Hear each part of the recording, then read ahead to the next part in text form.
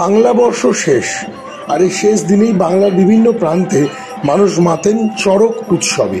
এই চড়ককে কেন্দ্র করে প্রচুর গল্পগাথা আছে বাংলার ইতিহাসের পাতায়। বলতে গেলে এ এক বাংলার প্রাচীন ঐতিহ্য।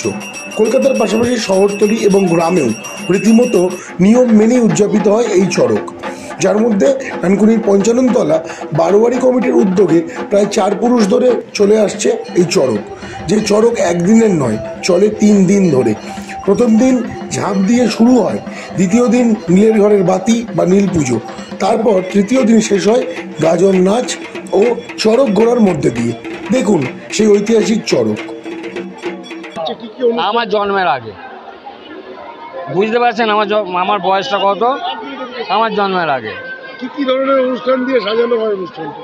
তখন অনেক রকমের হতো, বেত খেলা, খেলা অনেক, সে সমস্ত চলে গেছে। এখন বেতের ব্যাপার নেই, দুটো দল থাকতো, এক দলে 4 জন, এ দলে 1 জন 4 জন।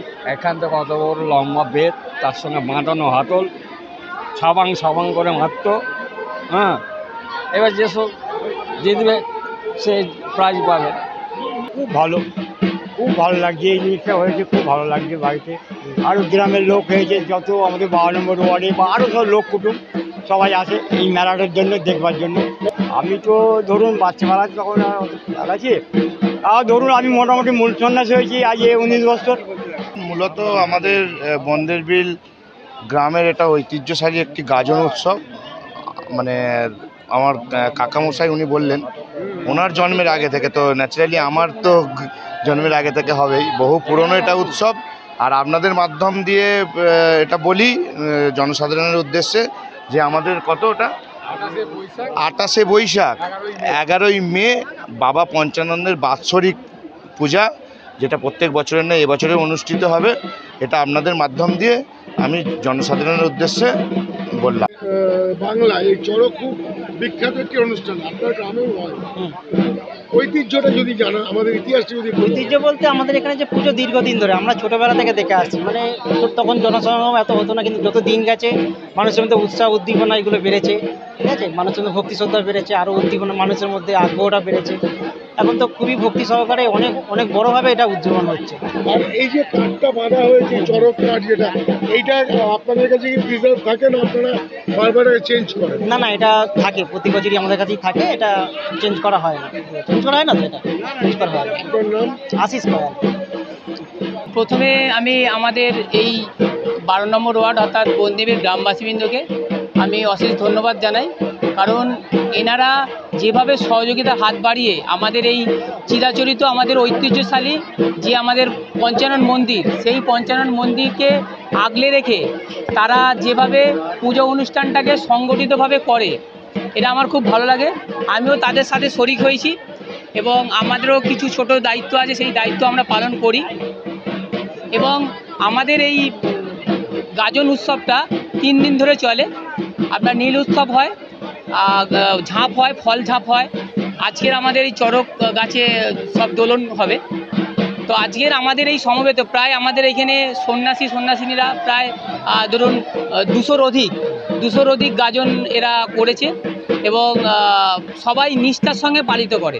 দেখুন, ব্যাপার হচ্ছে ছোটোবেলা বলতে আমরা যে সন্ন্যাসী যখন হয়েছিলাম তখন আমাদের একটা যে শ্রদ্ধা ভক্তি তখনও ছিল, আমরা ঠাকুরের কাছে পুষ্পাঞ্জলি দিয়েছি।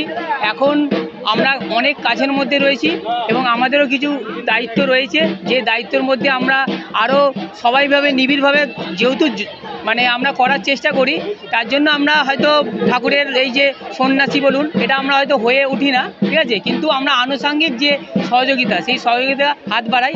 আমরা মিস বলতে দেখুন, ছোটোবেলার যে জিনিসগুলো সেগুলো তো মিস হয়েই যায় আবার বড় হয়ে গেলে, তো বড় হয়ে গেলেও যে তাদের দায়িত্ব, সেই দায়িত্বটাকেও আবার সবাই সমবন্টনভাবে ভাগ করে নিয়ে এই অনুষ্ঠানটাকে চালিত করছি।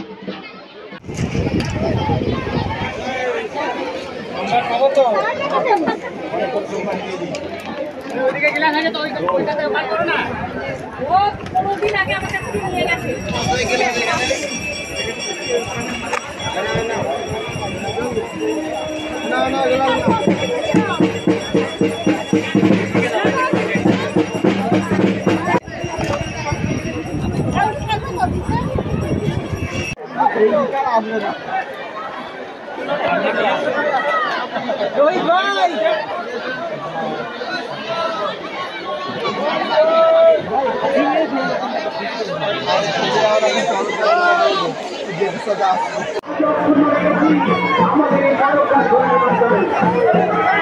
আমাদের মাননীয় মুখ্যমন্ত্রী মহাশয় ইতিমধ্যে সড়ক গেছেন এবং সড়ক ঘুরছে।